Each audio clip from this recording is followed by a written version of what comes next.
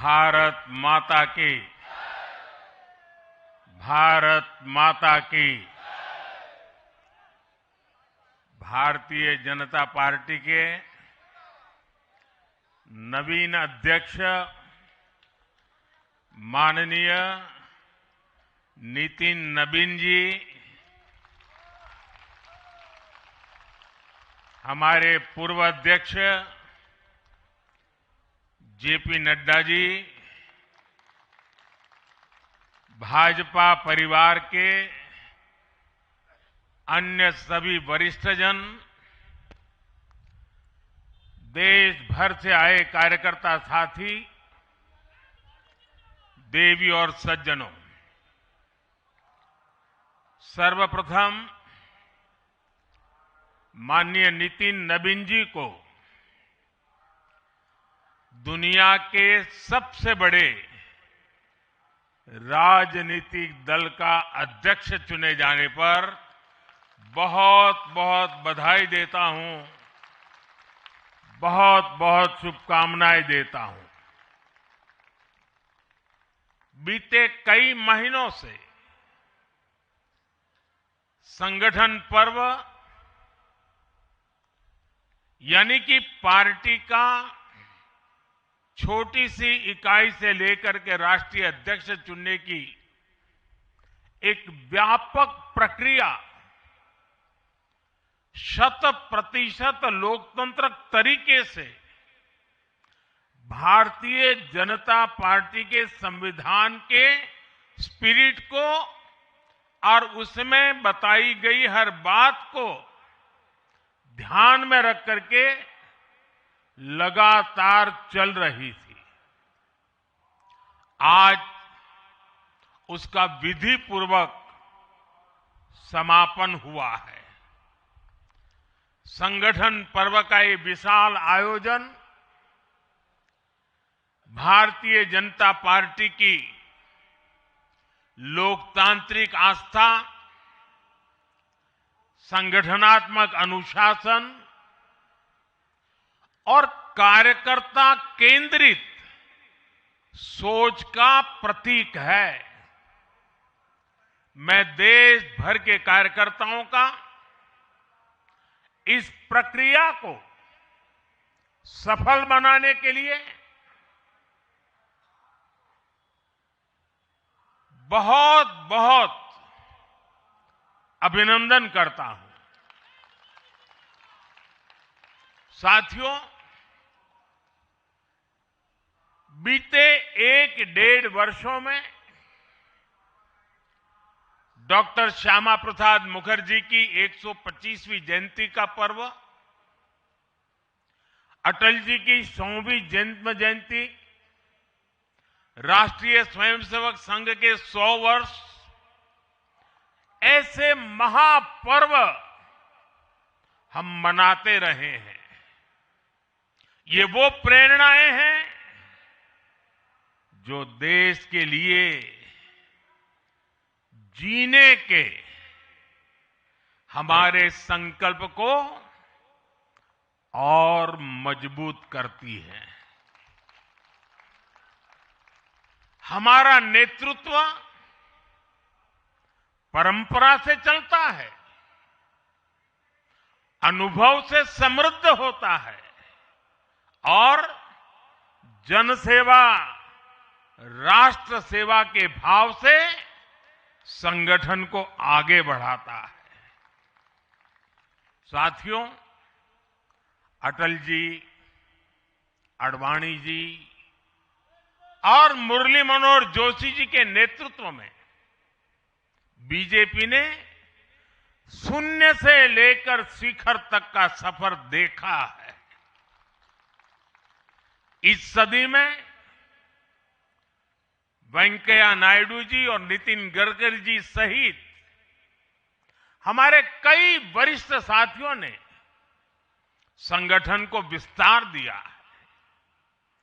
राजनाथ जी के नेतृत्व में पहली बार बीजेपी ने अपने दम पर पूर्ण बहुमत हासिल किया। फिर अमित भाई के नेतृत्व में देश के अनेक राज्यों में भाजपा की सरकारें बनी। लगातार दूसरी बार केंद्र में बीजेपी की सरकार बनी। फिर जेपी नड्डा जी के नेतृत्व में भाजपा पंचायत से लेकर पार्लियामेंट तक और सशक्त हुई। केंद्र में लगातार तीसरी बार भाजपा एनडीए की सरकार बनी। मैं पूर्व के सभी अध्यक्षों का उनके अमूल्य योगदान के लिए देश के कोटि कोटि कार्यकर्ताओं की तरफ से और मेरी तरफ से बहुत बहुत अभिनंदन करता हूं। साथियों, आप जानते हैं आज भाजपा का जितना फोकस संगठन के विस्तार पर है, उतनी ही बड़ी प्राथमिकता कार्यकर्ता के निर्माण की भी है। भाजपा एक ऐसी पार्टी है जहां लोगों को लगता होगा कि नरेंद्र मोदी देश के प्रधानमंत्री है, तीसरी बार प्रधानमंत्री बने, 50 साल की छोटी आयु में मुख्यमंत्री बन गए, 25 साल से लगातार हेड ऑफ द गवर्नमेंट रहे हैं। ये सब अपनी जगह पे हैं, लेकिन इन सबसे भी बड़ी चीज मेरे जीवन में है, मैं भारतीय जनता पार्टी का कार्यकर्ता हूं।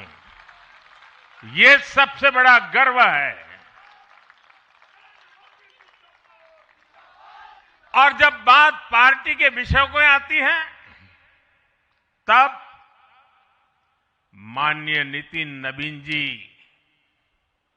मैं एक कार्यकर्ता हूं, वे मेरे बॉस हैं।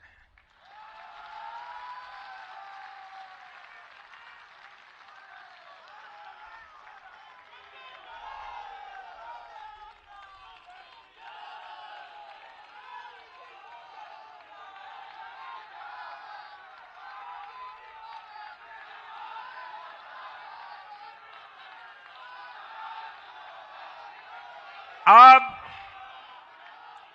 माननीय नितिन नवीन जी हम सभी के अध्यक्ष हैं।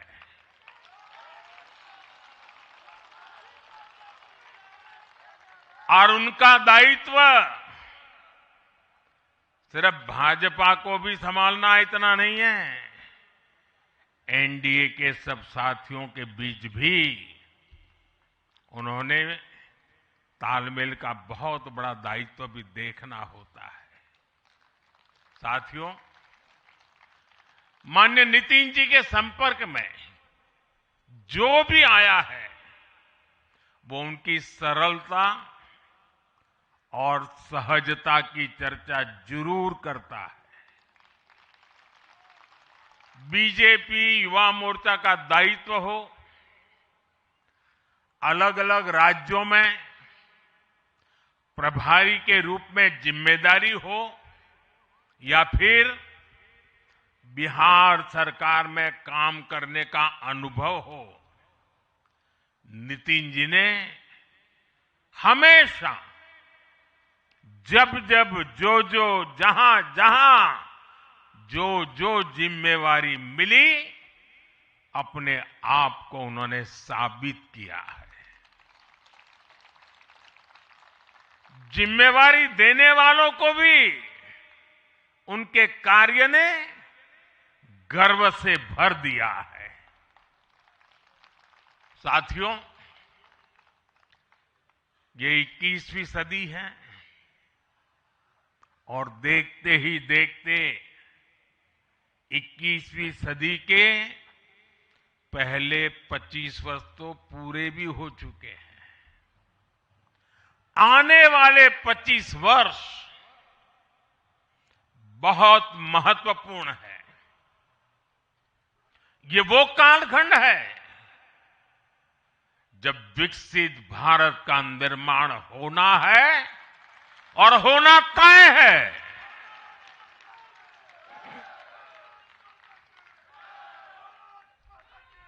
इस महत्वपूर्ण कालखंड की शुरुआत में हमारे माननीय नितिन नवीन जी बीजेपी की विरासत को आगे बढ़ाएंगे।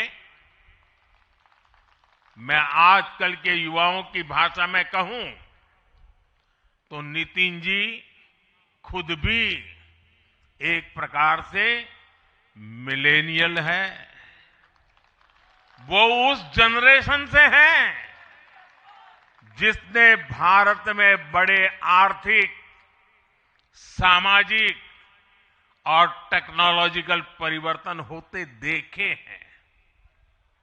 वो उस जनरेशन से हैं जिसने बचपन में रेडियो से सूचनाएं पाई और आज एआई के भी एक्टिव यूजर है।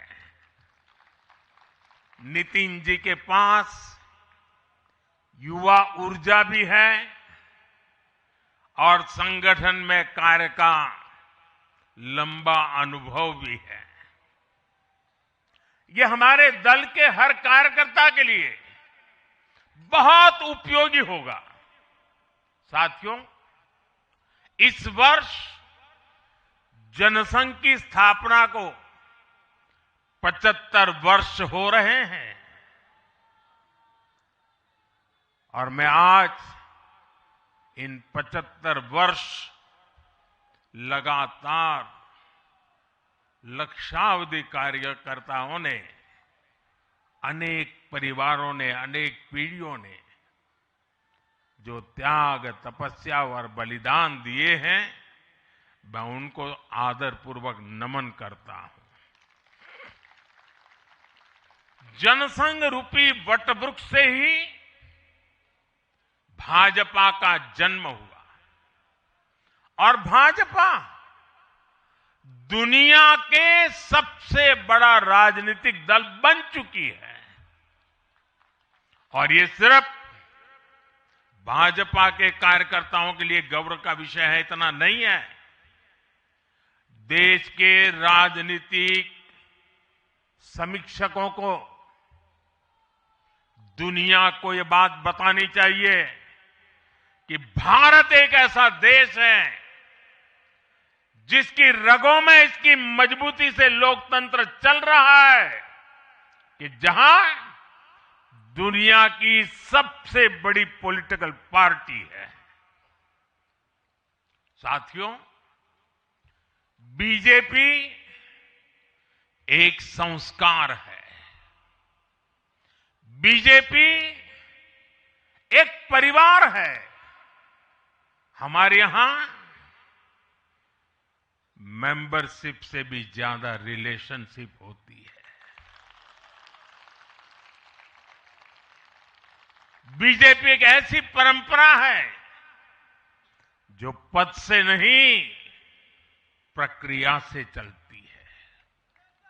हमारे यहां पदभार एक व्यवस्था है और कार्यभार ये जीवन भर की जिम्मेदारी है।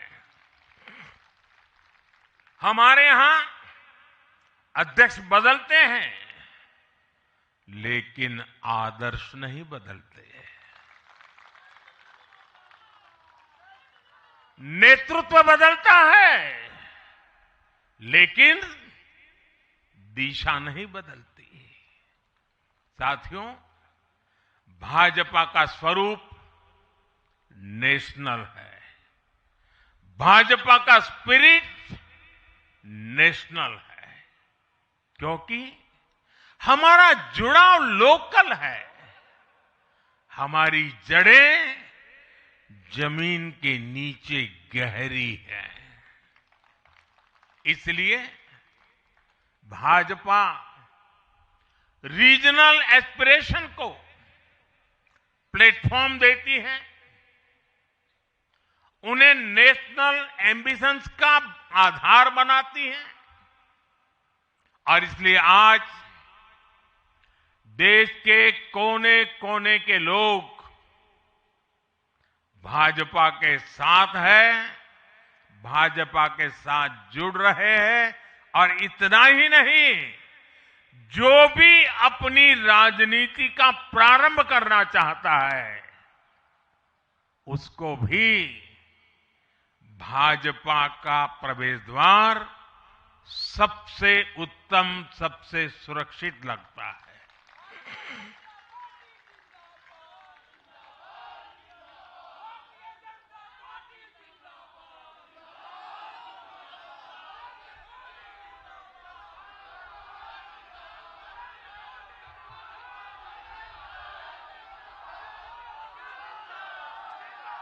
साथियों, जनता जनार्दन की सेवा ये हमारे लिए हमेशा सर्वोपरि रही है। हमने सत्ता को सुख का नहीं बल्कि सेवा का माध्यम बनाया है। इसलिए भाजपा पर जनता का विश्वास निरंतर मजबूत होता गया है।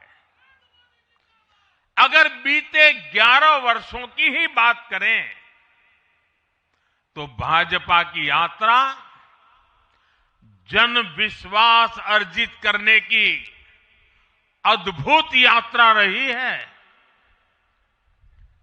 बीते 11 वर्षों में बीजेपी ने हरियाणा, असम, त्रिपुरा और ओडिशा में पहली बार अपने सामर्थ्य से सरकार बनाई। पश्चिम बंगाल और तेलंगाना में भाजपा जनता की एक बड़ी आवाज बनकर उभरी है। अक्सर होता यह है कि लंबे कार्यकाल के बाद सरकारों के लिए टिके रहना मुश्किल होता है, लेकिन बीजेपी ने इस ट्रेंड को भी तोड़ दिया है। मध्य प्रदेश हो, महाराष्ट्र हो, बिहार हो, इन सभी राज्यों में कई कार्यकाल के बावजूद बीजेपी पहले से भी बड़े जनादेश के साथ सरकार में लौटी है। साथियों, बीते 1.5-2 वर्षों में तो भाजपा पर जनता का भरोसा और मजबूत हुआ है। विधानसभा हो या स्थानीय निकाय, बीजेपी की स्ट्राइक रेट अभूतपूर्व रही है। इस दौरान देश में 6 राज्यों में विधानसभा चुनाव हुए हैं। इनमें से 4 चुनाव बीजेपी एनडीए ने जीते हैं। साथियों, आज भाजपा सिर्फ संसद और विधानसभा की नहीं बल्कि नगर पालिकाओं और नगर निगमों में भी पहली पसंद है। और इसका ताजा उदाहरण अभी हमारा महाराष्ट्र है। हाल में जो मेयर और पार्षदों के चुनाव परिणाम सामने आए, अभूतपूर्व है। बीजेपी महाराष्ट्र के स्थानीय निकायों में नंबर 1 पार्टी बनी है। कुल 29 में से 25 बड़े शहरों की जनता ने बीजेपी एनडीए को चुना है। कुल जितने पार्षद जीते हैं उनमें से 50% बीजेपी के हैं। ऐसे ही केरला में भी आज बीजेपी के करीब 100 पार्षद हैं। केरला की राजधानी तिरुअनंतपुरम की जनता ने मेयर चुनाव में 45 साल बाद लेफ्ट से सत्ता छीनी और भाजपा पर भरोसा किया। मुझे पूरा विश्वास है कि आने वाले विधानसभा चुनावों में भी लोग केरला में बीजेपी को अवसर जरूर देंगे। साथियों, बीजेपी निरंतर जीत रही है, उसका विस्तार हो रहा है। ये निश्चित तौर पर हम सभी के लिए गर्व का विषय है, लेकिन हम ये सभी के लिए बहुत बड़े दायित्व का बोध भी है और दायित्व बोध का समय भी है। कभी भाजपा ने पार्टी विद अ डिफरेंस के रूप में अपनी यात्रा शुरू की थी। आज बीजेपी पार्टी ऑफ गवर्नेंस भी है। देश ने के आजादी के बाद शासन के अलग अलग मॉडल देखे हैं। कांग्रेस के परिवारवाद का मॉडल, लेफ्ट का मॉडल, क्षेत्रीय दलों का मॉडल, अस्थिर सरकारों का दौर, ये सब मॉडल देख चुका है। लेकिन आज देश स्थिरता, सुशासन और संवेदनशीलता वाला भाजपा का विकास मॉडल देख रहा है। साथियों, ये भाजपा ही है जिसने सामाजिक न्याय के नारे को सच्चे स्वरूप में जमीन पर उतारा है। हमने गरीब कल्याण की योजनाओं को सरकारी फाइलों से निकालकर गरीब के घर तक पहुंचाया है। साथियों, मैं आपको कुछ उदाहरण देता हूं। आजादी के 70 वर्ष बाद सिर्फ 3 करोड़ ग्रामीण परिवारों तक ही पाइप से पानी पहुंच पाया था। माताओं बहनों की पीड़ा, पानी के लिए उनके संघर्ष की सूध लेने वाला कोई नहीं था। और मुझे याद है, मैं जब गुजरात में राजनीतिक क्षेत्र में नहीं आया था, सामाजिक जीवन में काम करता था, तो हमारे यहाँ एक धंधुका करके स्थान है, वहां मैं जाता था तो वो मुझे वहां के लोग कहते थे कि आप यहां रात को मत रुकिए और जब भी आपका दौरा हो तो सुबह 10 बजे के बाद आइए। नॉर्मली मेरा नेचर रहता था कि हर नए स्थान पर जाकर रात को रुकूं, कार्यकर्ताओं से मिलूं, लेकिन धंधुका वाले मना करते थे। क्यों? वो कहते पानी नहीं है, सुबह हम आपको स्नान करने के लिए पानी नहीं दे पाएंगे। वहां तो कहावत चलती थी कि बेटी को बंदूकें दो लेकिन धंधुके मत दो, यानी उसको बंदूक लगा मार दो लेकिन धंधुके में शादी मत करो। पानी नहीं था। ये दर्द मैंने देखा है।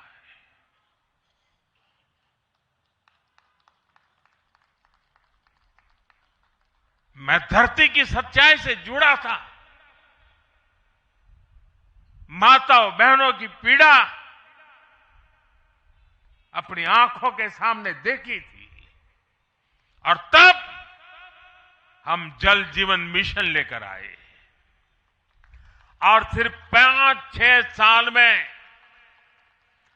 12 करोड़ से ज्यादा परिवारों को नल से जल की सुविधा से जोड़ा।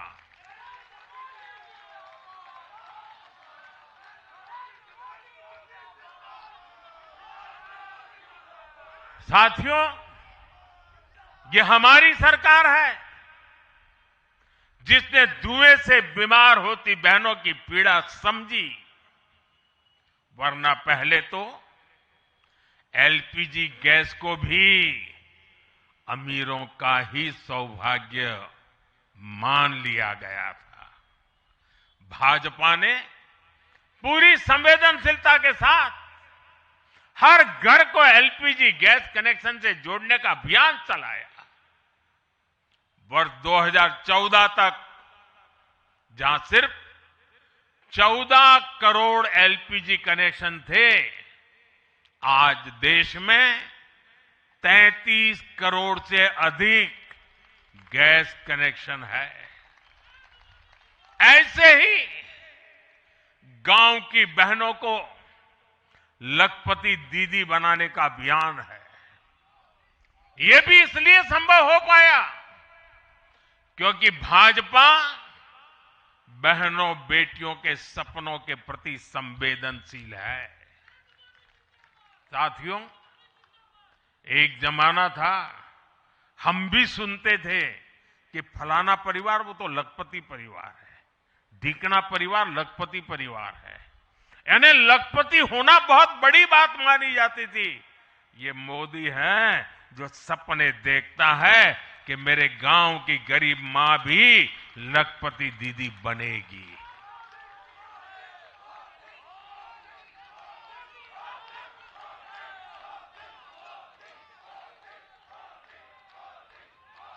साथियों, दशकों तक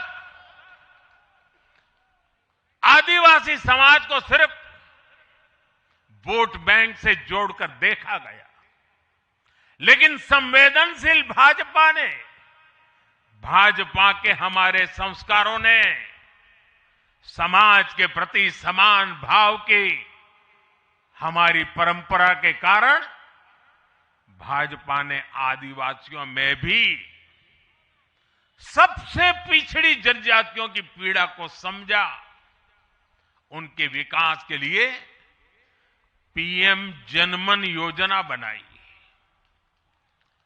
और पीएम जनमन योजना के लाभार्थी इतने बिखरे हुए हैं और एक दो दूर दूर जंगलों में पड़े हैं। उनसे एक म्युनिसिपैलिटी की सीट भी जीती नहीं जा सकती है। वोट के हिसाब से कोई उनकी तरफ देखेगा नहीं, लेकिन जब वोट से ऊपर उठ करके संवेदनाएं होती हैं, समाज का कल्याण हमारे संस्कार होते हैं, तो पीएम जनमन योजना जन्म लेती है। आदिवासियों में भी अति पिछड़ा संख्या में भले ही कम है, लेकिन उनके प्रति हमारी संवेदना में कोई कमी नहीं है। साथियों, हमारा नॉर्थ ईस्ट, वहां वोटर उतने नहीं है, सीट भी उतनी नहीं है, इसलिए कांग्रेस की सरकारों में उन्हें बरसों तक उपेक्षित रखा गया। लेकिन संवेदनशील भाजपा ने नॉर्थ ईस्ट को दिल से भी जोड़ा और दिल्ली से भी जोड़ा। एक और उदाहरण आकांक्षी जिलों का है। हमारे देश में 100 से अधिक जिले ऐसे थे जिनको कांग्रेस सरकारें पिछड़ा घोषित करके भूल गई थी। इन जिलों को पनिशमेंट पोस्टिंग के लिए इस्तेमाल किया जाता था, यानी जिन अधिकारियों को सजा देनी होती थी तो उन्हें वहां भेजा जाता था।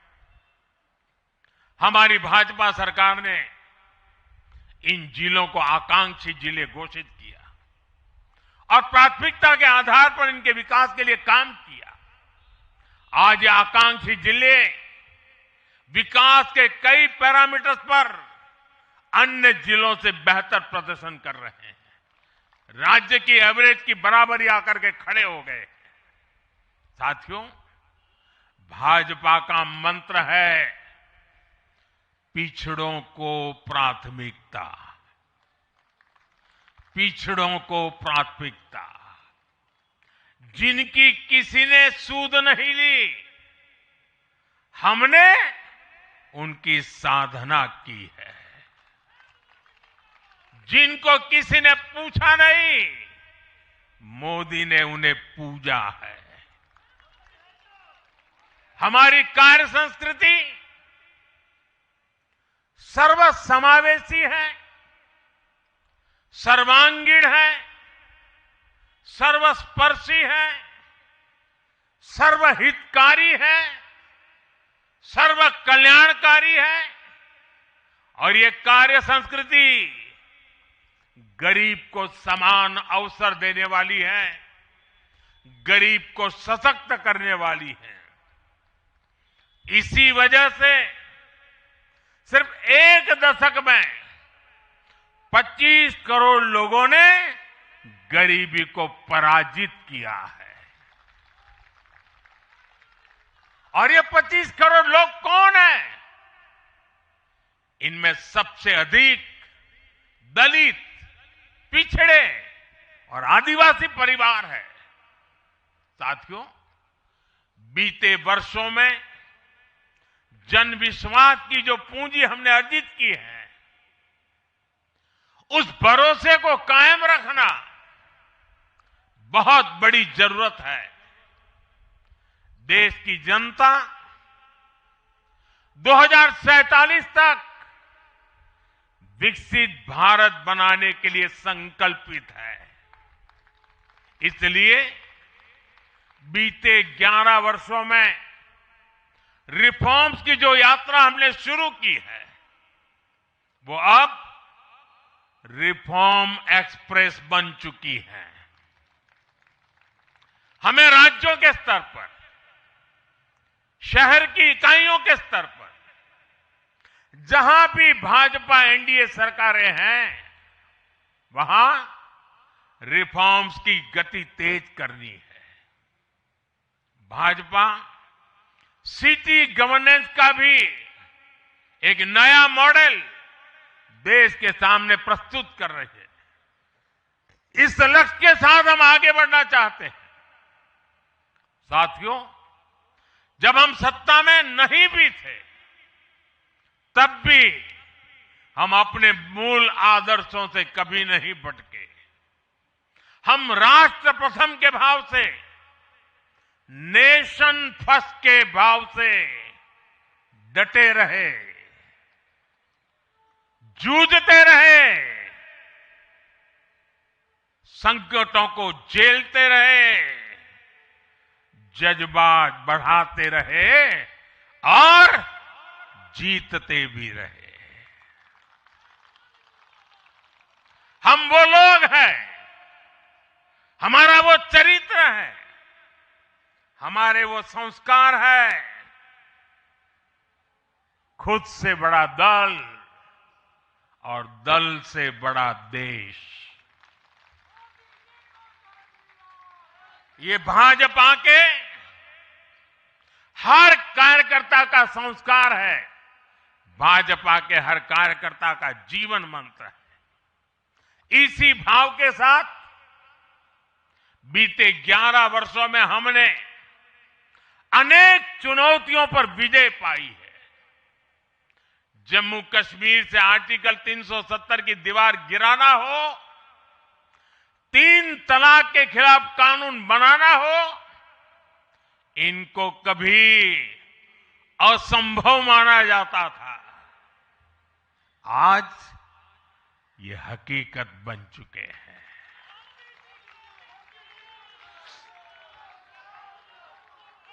आज देश में माओवादी आतंक भी अपनी अंतिम सांसें गिन रहा है। साथियों, आगे भी हमें हर चुनौती का पूरे सामर्थ्य से सामना करना है। आज देश के सामने एक बहुत बड़ी चुनौती घुसपैठियों की है, आबादी के असंतुलन की है। दुनिया के धनवान देश, समर्थ देश, वे भी अपने देश में जो घुसपैठिए हैं उनकी जांच पड़ताल कर रहे हैं और उनको पकड़ पकड़ करके निकाल रहे हैं और दुनिया उनको पूछती नहीं है कि तुम घुसपैठियों को क्यों निकाल रहे हो। तुम तो लोकतंत्र का झंडा लेकर के घूम रहे थे, तुम तो पूरे दुनिया के नवाब बन के बैठे थे, क्यों निकाल रहे हो। दुनिया में कोई अपने देश में घुसपैठियों को स्वीकार नहीं करता। भारत भी घुसपैठियों को अपने गरीबों, हमारे नौजवानों के हक कभी भी लूटने नहीं दे सकता।